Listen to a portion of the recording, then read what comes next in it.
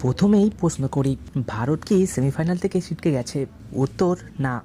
ভারত কি ছিটকে যেতে পারে? উত্তর হ্যাঁ, এবং সম্ভাবনা 50 থেকে 60% পর্যন্ত। মানে আমরা এখন এমন এক জায়গায় দাঁড়িয়ে আছি যেখানে শুধু নিজেদের পারফরমেন্স নয়, অন্য দলের ফলাফলও দেখতে হচ্ছে। সহজ করে বললে আমাদের অবস্থা এখন কুদরতের নিজামের ওপর নির্ভর করছে। হ্যাঁ, ঠিকই শুনেছেন। যে অবস্থা নিয়ে আমরা এতদিন অন্য দলকে ট্রোল করতাম, আজ আমরা নিজেরাই সেই জায়গায়। সুপার 8-এ ভারত 76 রানে বড় হার হেরেছে দক্ষিণ আফ্রিকার বিরুদ্ধে। এই একটা ম্যাচে রান রেট একেবারেই ধসে গেছে।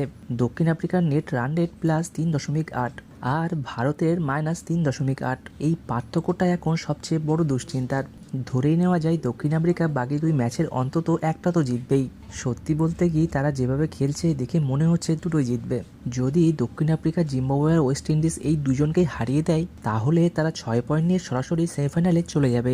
মানে 4 দলের মধ্যে একটা জায়গা প্রায় পাকা। তাহলে ভারতের রাস্তা কোথায়? খুব সোজা হিসেব, ভারতকে নিজেদের 2 ম্যাচ জিম্বাবুয়ে এবং ওয়েস্ট ইন্ডিজ দুটোতেই জিততে হবে। দক্ষিণ আফ্রিকা যদি বাকি দুটো ম্যাচ জিতে নেয়, তাহলে ভারত 4 পয়েন্ট নিয়ে দ্বিতীয় স্থানে উঠে যেতে পারে। এটাই সবচেয়ে সহজ রাস্তা। মানে আমরা জিতবো, দক্ষিণ আফ্রিকা 2 দলকে হারাবে, আর আমরা সেমিফাইনালে। কিন্তু সমস্যা হচ্ছে ব্যাপারটা এত সহজ নয়। আসুন জেনে নিই আসল ভয়টা কোথায়। ধরুন ওয়েস্ট ইন্ডিজ জিম্বাবুয়েকে হারালো, তারপর যদি জিম্বাবুয়েকে দক্ষিণ আফ্রিকা হারিয়ে দেয়, অথবা ওয়েস্ট ইন্ডিজ যদি দক্ষিণ আফ্রিকাকেও হারিয়ে দেয়, তাহলে টেবিল পুরো গুলিয়ে যাবে। সবার পয়েন্ট 4-এ গিয়ে দাঁড়াতে পারে। আর তখনই শুরু হবে নেট রান রেটের খেলা। আর আমাদের নেট রান রেট তো আগেই তলানিতে। তখন ভারতকে শুধু জিতলেই হবে না, বড় ব্যবধানে জিততে হবে। কত ওভারে তাড়া করতে হবে, কত রানে জিততে হবে, সব হিসেব কষে নামতে হবে। এখন প্রশ্ন একটাই, আমরা কি পারবো? এটাই সবচেয়ে বড় প্রশ্ন। ভারতের ব্যাটিং ফর্ম এখন চিন্তার। অভিষেক শর্মার আত্মবিশ্বাস একেবারেই নড়বড়ে। তিলক বর্মা যেন টেস্ট মোডে খেলছে। সূর্যকুমার যাদবও টি-20 স্বাভাবিক অ্যাগ্রেশন দেখাতে পারছে না। রিঙ্কু সিংয়ের ব্যাটও চুপচাপ। মানে আমাদের টপ অর্ডার এখন টালমাটাল।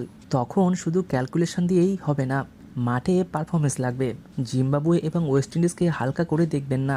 যারা ইংল্যান্ডকে হারিয়েছে, শ্রীলঙ্কাকে হারিয়েছে, অস্ট্রেলিয়াকেও চমকে দিয়েছে, ওয়েস্ট ইন্ডিজকে টি-20তে কখনোই সন্দেহ করবেন না।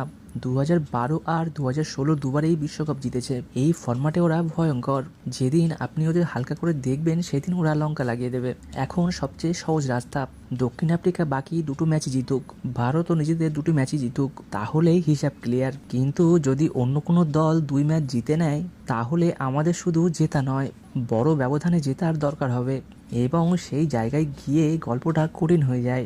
এখন আমাদের শুধু দোয়া নয়, দমদার ক্রিকেটও দরকার। গুজরাটের নিজাম ঠিক আছে, কিন্তু শেষ পর্যন্ত মাঠে ব্যাট বলের লড়াইটা সবকিছু ঠিক করবে। আশা আছে, কিন্তু চাপও আছে।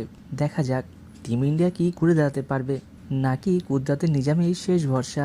আপনার কি মনে হয়, ভারত কি সেমিফাইনালে যাবে? কমেন্টে জানান আপনার মতামত।